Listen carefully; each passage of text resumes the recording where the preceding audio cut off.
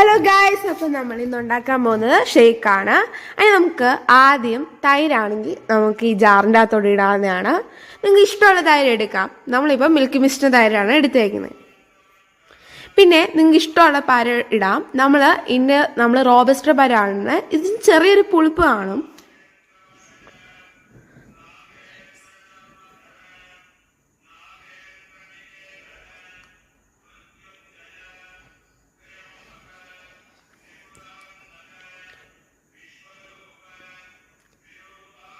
ഞാൻ പറഞ്ഞല്ലോ, ഇന്ന് ചെറിയൊരു പുളിപ്പ് കാണുന്നതുകൊണ്ട് തന്നെ നമുക്ക് പഞ്ചസാര കുറച്ച് ഇടാം. പക്ഷെ പഞ്ചസാര വേണ്ട, ഹെൽത്തി രീതിയിൽ കുടിക്കാൻ ആഗ്രഹമുള്ളവർ ഇന്നത്തെ പഞ്ചസാര ഒന്നും ആഡ് ചെയ്യേണ്ട. കാരണം ആ പഴത്തിന് തന്നെ കുറച്ച് മധുരം ഉണ്ടല്ലോ.